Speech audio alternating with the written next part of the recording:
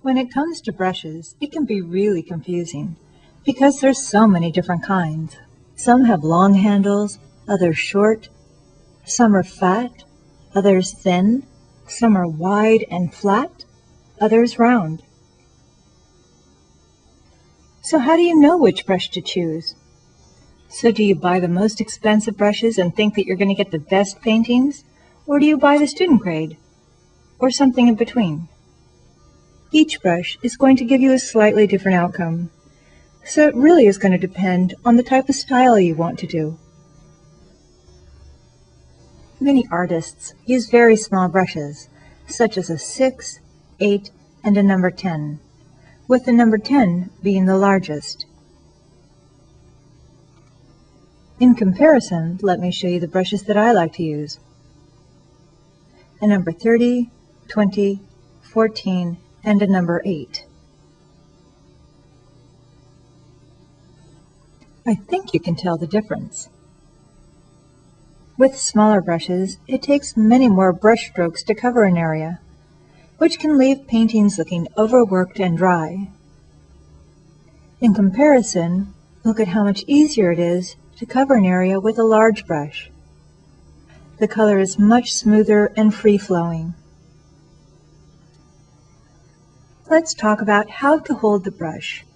You want to place your hand a little higher up the handle, so you're not holding it like a pencil. This way the brush becomes an extension of you, and when color's applied to paper, it'll be as if by magic. Now if you hold it tighter and down by the tip, the brush strokes can easily look labored. Again, hold it higher up the handle and let the color flow. This way you'll have freer brush strokes with a more painterly quality. Then if you really do need more control and to get into those tighter areas, you can then hold it down by the tip. If you're trying to get really detailed photorealistic work, you will then use smaller brushes and hold it more like a pencil. There's so many different types of brushes and sizes, so let's just look at a few. I'll start with a number 20 round, a 1-inch flat, a number 30 round, a number 10 round, and a size 6 mop brush. The brushes may look fairly similar in size, but each manufacturer's rating system is really different. As you can see, round brushes have a much more organic look to the brushstroke, compared to the flat brush, which is very angular and deliberate. Flat brushes can cover an area quickly, but if you have a lot of curves and soft areas in your paintings, it doesn't work as well. Flat brushes can give more of a traditional watercolor appearance to a painting. The round brushes are much more versatile. You cannot create the same type of painting with flat brushes as with the round. The type of brush you'll use is all going to depend on the type of painting you want to achieve. These details were done with flat brushes. Notice the angular lines and layered color. You can really create some interesting effects by just letting go and having fun.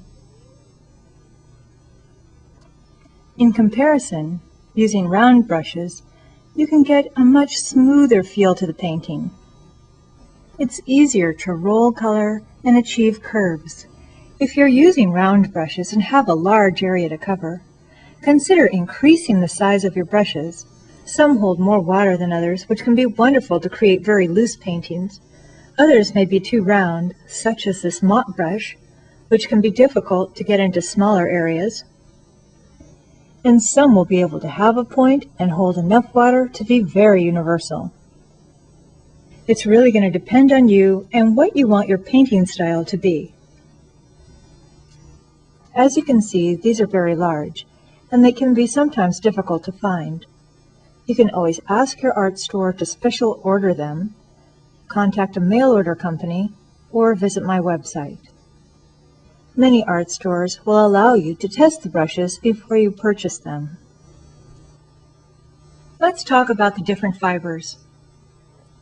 Synthetics hold less water, have more spring, and can give you a lot of control. Blends have a mixture of natural hair and synthetic fiber, so it gives you the spring and control that you want, plus the water-holding ability of natural hair. Natural brushes hold the most amount of water and are very soft. I use all three for different reasons. I use the natural hair and blends for large areas of color, and the synthetics where I want more control.